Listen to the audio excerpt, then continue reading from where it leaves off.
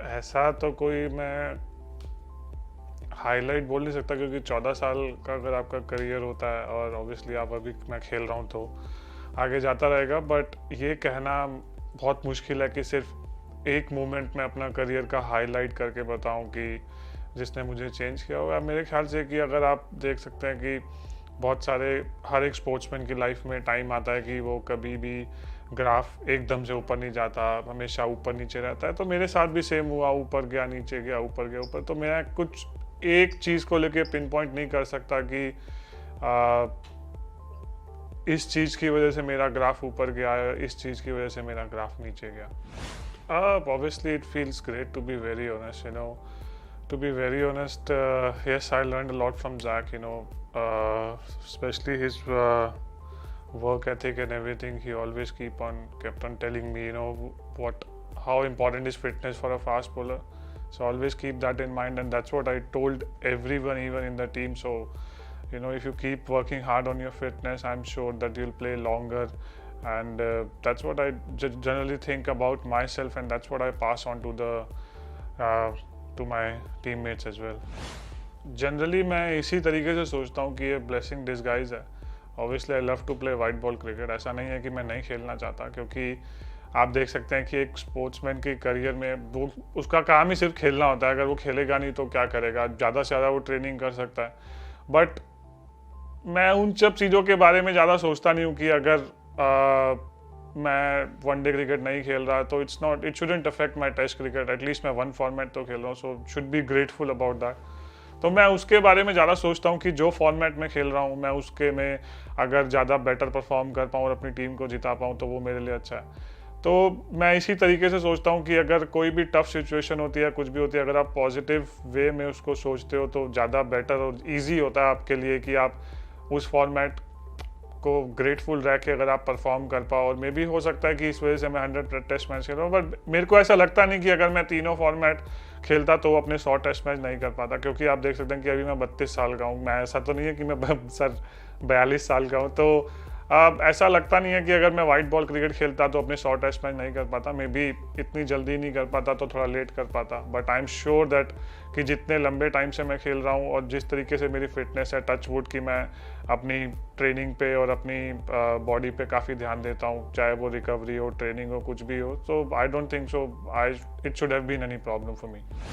38, sir, it's very difficult for a fast bowler to say that, to be very honest, but I think I just go one game at a time. I don't really think too forward, because you never know what comes next to you, so it's better you just think about one game at a time. And yes, as a body wise, I understand my body, what kind of training I need to do. I'm more professional, regarding my recovery. Before I used to train really hard, but I've never think about my recovery or anything. But right now I know that as you grow older and you have to bowl long spells, then you need to look after yourself as a recovery wise as well. So I'm looking after myself. So yeah, I think everything is getting paid off for me really well, to be very honest.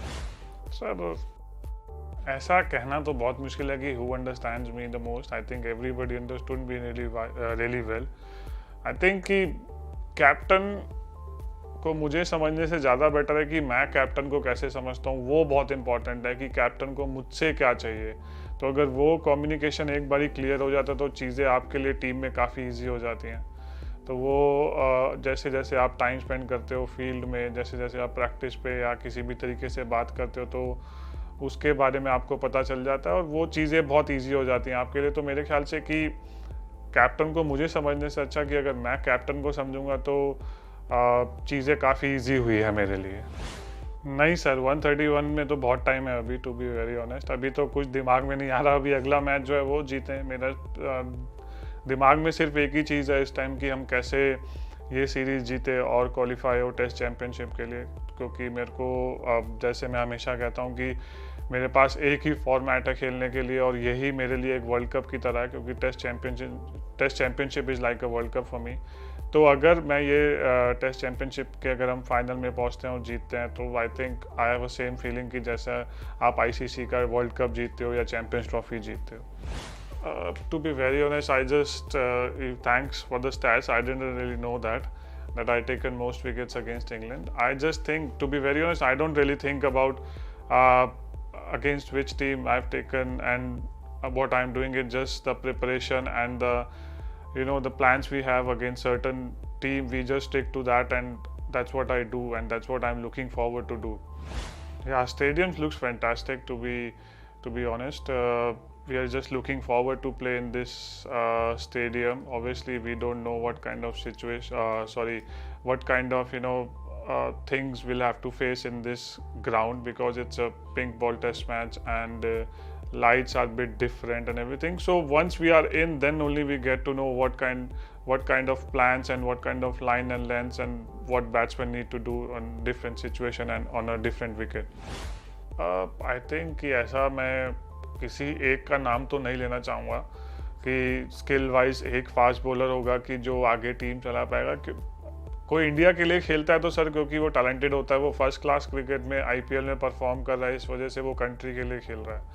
तो मेरे को ऐसा लगता है कि अगर मेरे बाद में कोई होगा तो जो सबसे ज़्यादा खेलेगा इंडिया के लिए वो ऑब्वियसली कि जसप्रीत बुमराह होगा, क्योंकि वो उसके बाद में I think he has to lead the way for the youngsters. कि उसके बाद कि वो कैसे लोगों को ग्रूम करता है, कैसे वो बात करता है, वो बहुत इंपॉर्टेंट है।